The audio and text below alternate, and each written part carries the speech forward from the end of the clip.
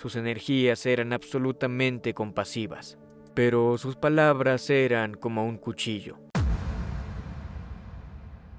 Jiddu Krishnamurti nació en un pueblo llamado Madanapal. Estuvo en la casa donde nació y donde vivió. Es una casa centenaria, una casa bonita, un lugar agradable. Hoy se conserva como un monumento para él. En una época a principios del siglo XX y a finales del siglo XIX, la teosofía se extendió por todo el mundo a lo grande. Esto fue iniciado por Madame Blavatsky, que tenía un gran interés por el ocultismo y el misticismo. Ella estuvo aquí a finales del siglo XIX y a principios del siglo XX. Se encontró con una gran cantidad de británicos y otros buscadores europeos del misticismo que viajaban por la India explorando y escribiendo muchos libros.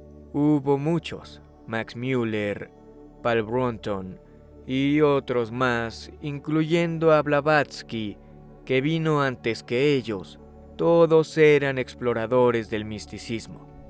En aquellos tiempos no consistía simplemente en ir a un lugar para aprender, era una aventura. Tenías que montarte en un caballo para recorrer un país extraño, lidiando con todo tipo de acontecimientos, tratando de conocer al tipo correcto de gurú. Era toda una aventura, pero aún así se sometieron a todo esto. Madame Blavatsky viajó a todo tipo de lugares.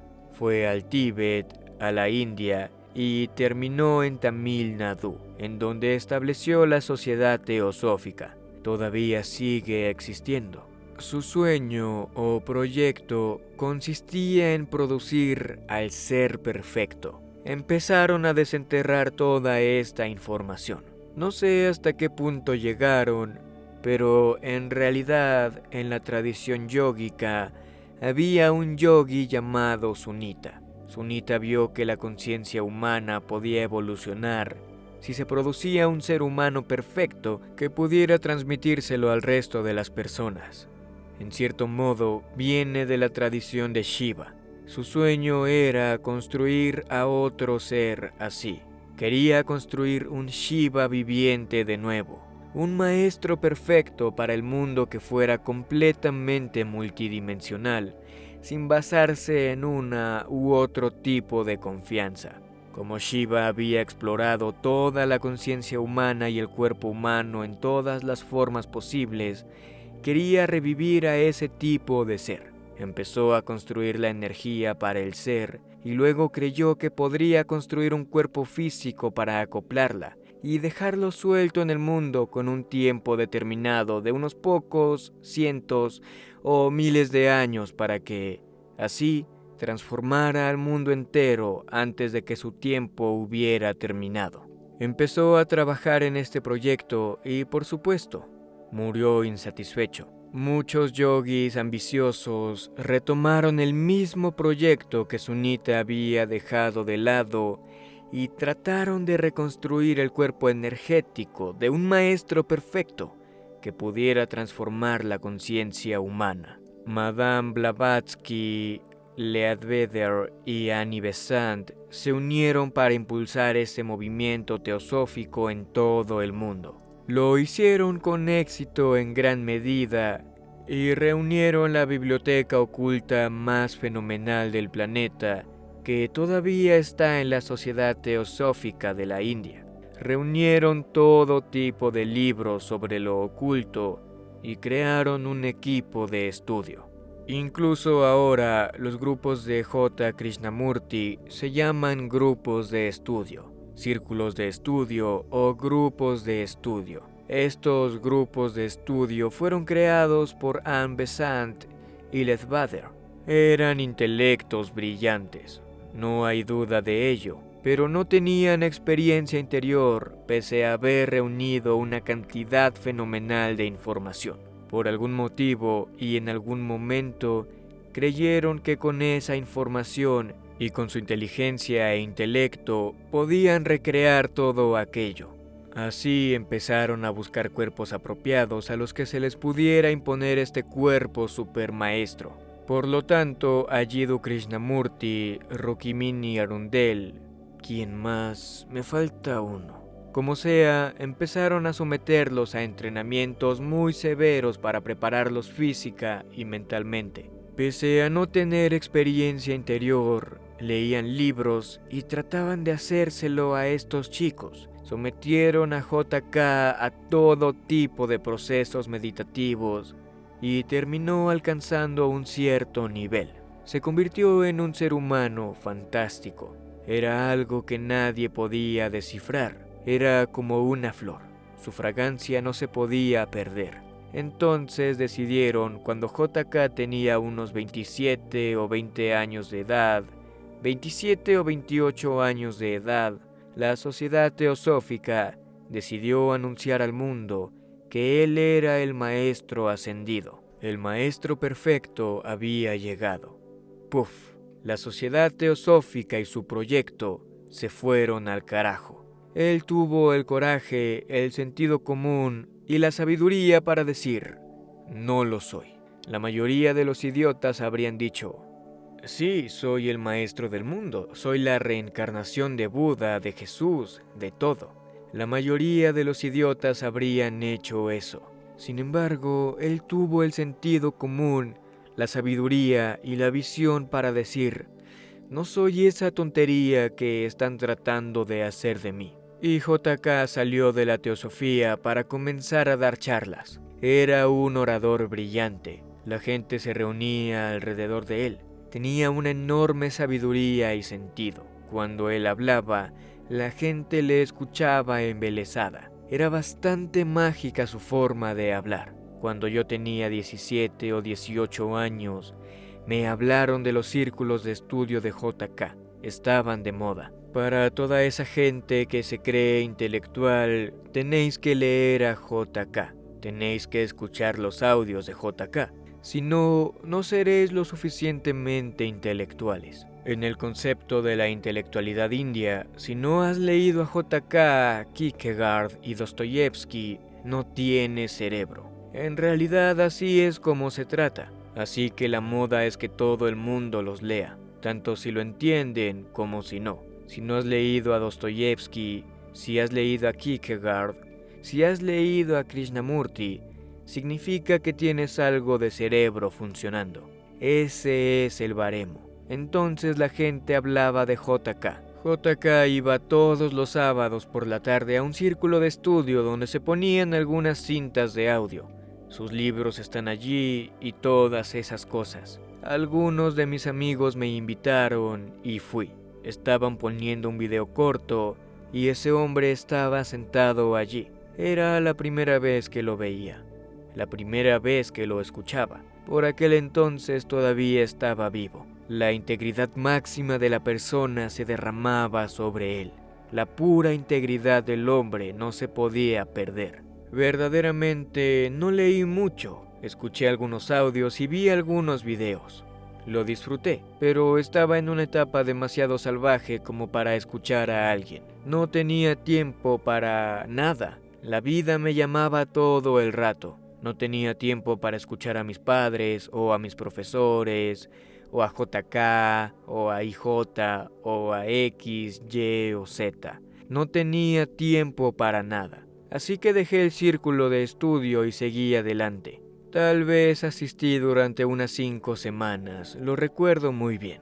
Fueron unos 5 fines de semana.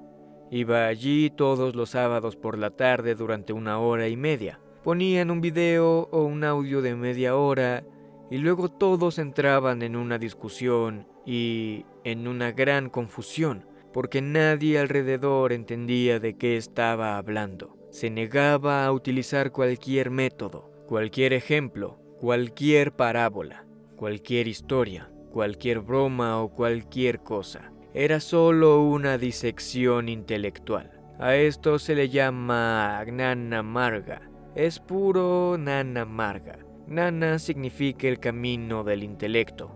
De los 7,000 millones de personas, puedes llegar a encontrar unas 10,000 que tengan este tipo de intelecto afiliado que hace que puedan, sin ningún tipo de contexto, diseccionar cosas, Realmente pienso que es improbable que encuentres esas 10,000. Tal vez encuentres 1,000 personas, y puede que esas 1,000 personas no estén interesadas en el proceso espiritual. Pueden estar tratando de diseccionar en el mercado de valores o cualquier otra cosa. Alrededor de JK todo el mundo podía sentir que era un hombre especial, pero nadie podía entender de qué estaba hablando porque se negaba a jugar el papel de gurú, se negaba a iniciar a nadie en nada, se negaba a dar cualquier tipo de método o cualquier tipo de proceso. Decía, de todas formas sucederá. Es cierto, de todos modos sucederá, pero tal vez después de 1,000,000 de vidas. Si tienes prisa, o bien debes tener este tipo de intelecto que es raro,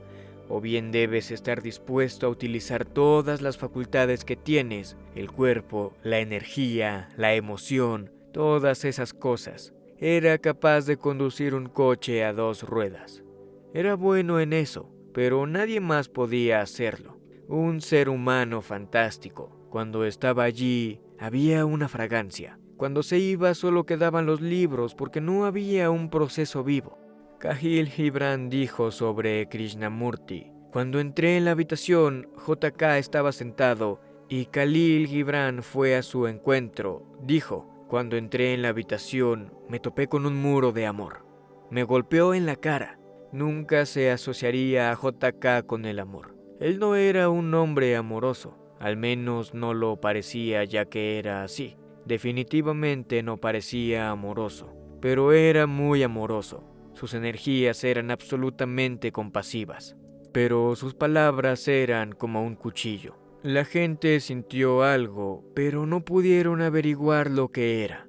No podían agarrarlo, porque él no facilitaba un agarre. Decía, si lo agarras puedes quedarte así que no lo agarres. Si hubiera millones de mentes afiladas en el mundo, habría sido una forma fabulosa de hacer las cosas. Pero en el mundo actual, de la forma en la que existe la humanidad, la forma en la que los intelectos de las personas están enredados con 1,000,000 de cosas, ese método no va a llevar a nadie a ninguna parte. Es un proceso hermoso, pero debe haber gente que pueda digerirlo, ¿no? Krishnamurti era como una flor. Su fragancia se sentía cuando estaba vivo y eso fue todo. Sus palabras son buenas. Si quieres usarlo como un ejercicio intelectual para deshacerte de algunas cosas, podrían ser útiles y brillantes. Su brillantez intelectual se ve en cada momento de su vida. Él comenzó algunas escuelas que son maravillosas y que todavía están en marcha. Debo contaros qué me ocurrió con él. Cuando fui a esos fines de semana durante 5 sábados, los sábados por la tarde durante 1 hora y media, esa fue mi única exposición hacia él. Un día habló sobre la educación y realmente me enganchó. Sinceramente me retorció por dentro porque de todas las ideas, nunca había pensado en una forma alternativa de educar a la gente. Mi mente solo pensaba en cómo desmantelar el sistema educativo. Cuando él habló sobre la educación, de repente me di cuenta que había otra manera de hacerlo. Cuando ese pensamiento surgió en mi mente, yo tenía tal vez 17 o 18 años y estaba viviendo salvajemente. Tenía sueños de huir a algún lugar. Concluí que si en algún momento futuro un niño caía bajo mi control, me gustaría poder brindarle este tipo de educación. Así sucedió con mi hija cuando empezó la escuela. Fue admitida en algunas de las mejores escuelas. Pero entonces regresó a mi mente. Hay una escuela JK, ¿por qué no la envío allí? Ella fue a esa escuela y pasó 8 años estudiando allí. Imaginaos el impacto de esas 5 tardes de sábado durante 1 hora y media. Tanto impacto tuvo en mí que entregué a mi hija, en cierta manera, a su cuidado.